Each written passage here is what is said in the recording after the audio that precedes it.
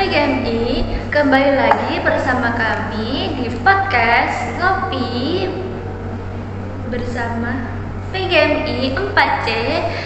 Ngopi pintar bersama aku Okta dan aku Pristi yang bakal nemenin 10 menit ke depan buat membahas isu-isu hangat tentang dunia keguruan di sekolah dasar. Nah, Pris, akhir-akhir ini kalau kita observasi dan penelitian di sekolah dasar, ngerasa nggak sih kalau isu-isu yang dibahas itu terus? Wah, jelas dong, pasti nggak jauh-jauh dari kata kurikulum merdeka. Banyak teman-teman kita di semester 4 ini sering galau. Aduh, kemarin baru aja paham kan 13, sekarang kok udah ganti lagi. Di mana sih perbedaannya, khususnya buat pelajaran bahasa Indonesia? Nah, tenang, tunggu. Hah?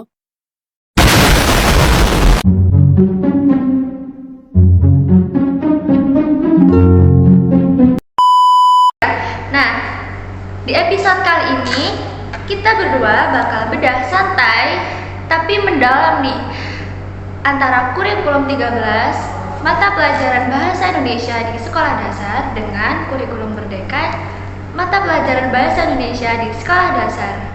Yuk kita bedah.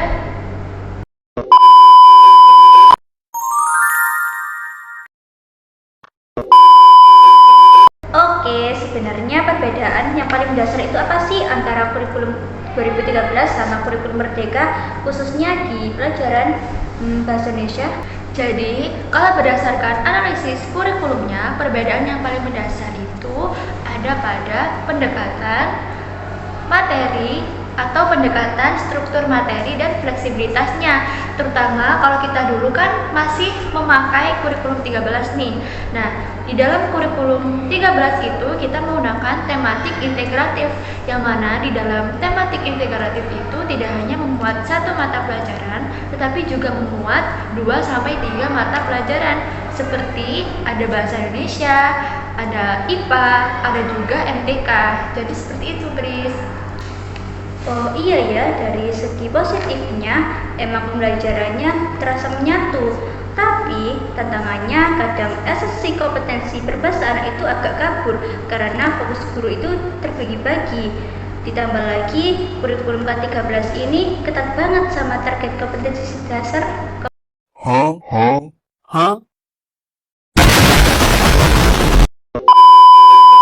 Kompetensi dasar yang harus tuntas dalam 1 tahun. Nah, tepat banget. Sedangkan di kurikulum merdeka, mata pelajaran itu dikembalikan menjadi satu mapel saja, seperti bahasa Indonesia menjadi satu mata pelajaran, IPA menjadi satu pelajaran, dan juga PPKN dan semua mata pelajaran itu dikembalikan menjadi satu saja di kurikulum merdeka. Nah, terus istilah kompetensi inti dan kompetensi dasar juga sudah diganti menjadi CP atau capaian pembelajaran. Dan asiknya, CP ini disusun per fase, bukan per kelas lagi. Buat anak MI, ada fase A untuk kelas 1 dan 2, fase B untuk kelas 3 dan 4, dan fase C buat kelas 5 dan kelas 6. Wah, pembelajaran bahasa Indonesia jadi lebih fleksibel ya. Guru nggak perlu kejar tayang materi karena takut nggak selesai dalam 1 semester. Kalau anak kelas 1 belum lancar membaca, guru masih punya ruang di kelas 2 untuk menuntaskan fase itu. Ini yang namanya belajar sesuai tingkat kemampuan anak.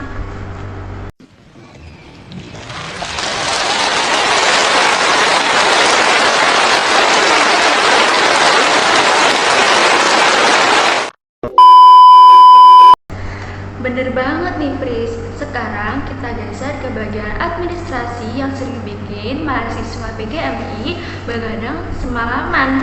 Kalau di kurikulum 13 kita wajib bikin RPP. Nah, di kurikulum merdeka namanya berubah jadi apa ya? Namanya modul ajarta. di modul ajar ini sebenarnya versi RPP yang jauh lebih lengkap, mandiri, dan fleksibel. Di dalamnya udah include lampiran bahan ajar, LKPD, dan instrumen evaluasi pembelajaran yang sangat variatif. Jadi kita benar-benar dituntut untuk merancang kelas yang berpusat pada karakteristik peserta didik kita. Oh, pantas banget ya komponennya tuh lebih tebal. Ada lagi satu nih yang menarik.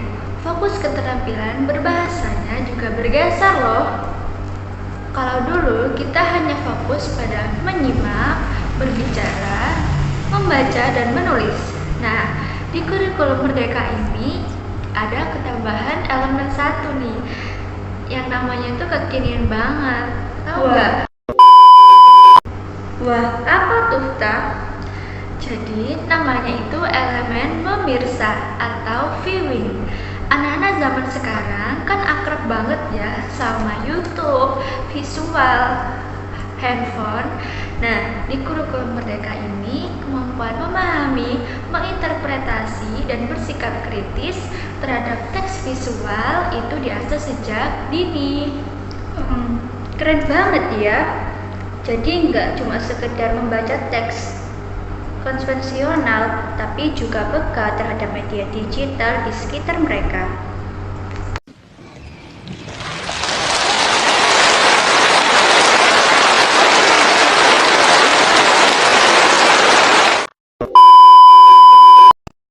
Gak terasa nih obrolan kita makin dalam aja.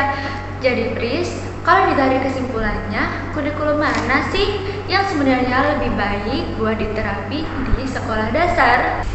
Menurutku, setiap kurikulum punya tujuan tersendiri pada zamannya. Kurikulum 13 itu bagus buat membentuk fondasi keterpaduan berpikir anak, sedangkan kurikulum Merdeka ngasih ruang bernafas yang lega buat kreativitas guru dan kemerdekaan belajar siswa. Setuju banget nih, sebagai calon guru MI yang profesional, tugas kita bukan hanya untuk mengeluh tiap kali ada substansi atau perubahan kurikulum di Indonesia, tapi tugas kita yakni menguasai substansi materi dan pola pikir keilmuannya.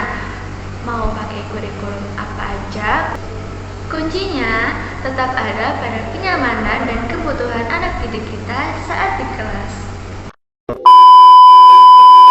Tapi menurutku, penerapan kurikulum Merdeka ini juga punya tantangan tersendiri ya buat guru. Iya sih, betul banget. Karena guru sekarang itu dituntut untuk lebih kreatif dan fleksibel dalam mengajar. Apalagi kan sekarang itu guru itu nggak cuma mengandalkan buku paket sampai LKS aja, tapi juga bisa melalui media lain seperti e-book yang ada di Google atau juga bisa melalui video YouTube. Iya sih, apalagi pembelajaran bahasa Indonesia sekarang lebih menekankan aktivitas nyata dan kemampuan komunikasi siswa. Nah, contohnya nih, kalau dulu kan siswa itu seringnya cuma baca, kayak selalu tanya jawab biasa gitu kan, pertanyaan dari guru ataupun temannya. Nah, sekarang guru itu bisa mengajak siswa membuat proyek sederhana seperti wawancara dengan teman atau juga wawancara dengan pelaku usaha di sekitar lingkungan mereka. Nah, guru juga bisa mengajak membuat proyek sederhana seperti membuat hasil presentasi yang ditampilkan di depan kelas, lalu juga bisa menggunakan proyek berbicara seperti puisi. Wah, jadi anak-anak lebih aktif ya? Iya, benar banget Chris. Bahkan kemampuan berbicara dan percaya diri mereka itu juga mulai berkembang karena pembelajarannya itu nggak cuma duduk di kelas dan mendengarkan guru, tetapi juga mereka itu aktif mempresentasikan hasil karya mereka di depan kelas. Tapi menurutku ada juga guru yang masih bingung dalam menyusun modul ajar dan asesmen pada kurikulum Merdeka ini. Benar sih, makanya sebagai mahasiswa PGMI, kita itu harus mulai membiasakan diri untuk memahami CP, ATP, dan juga pembelajaran berdiferensiasi sejak sekarang. Setuju. Jadi nanti saat terjun ke sekolah kita nggak kaget lagi untuk menghadapi perubahan sistem pembelajaran. Wah iya ya, karena kan pada akhirnya itu kurikulum itu boleh aja berubah, tapi tujuan pembelajarannya itu tetap sama, yakni membantu siswa belajar dengan nyaman dan berkembang sesuai dengan potensinya. Wah, pas banget ya, Tak. Udah 10 menit kita ngobrol santai tapi padat isinya. Iya nih Pris, makasih banyak ya buat sahabat madrasah yang udah setia mendengarkan dari awal sampai akhir. Semoga obrolan singkat kami berdua bisa sedikit mencerahkan galauan kalian tentang kurikulum bahasa Indonesia. Jangan lupa buat pantengin terus podcast Ngopi PGMI. Aku Pristi. Aku Okta, kami berdua pamit undur diri, tetap semangat belajar dan menginspirasi.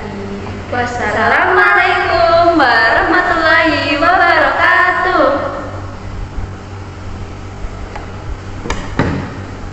See you next time.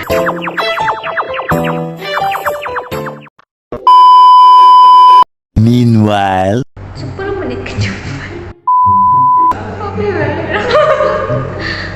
Sungguh Menurutku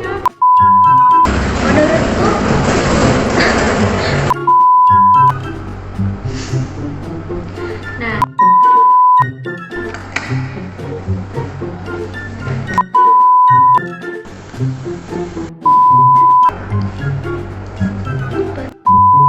kami berdua pamit undur diri.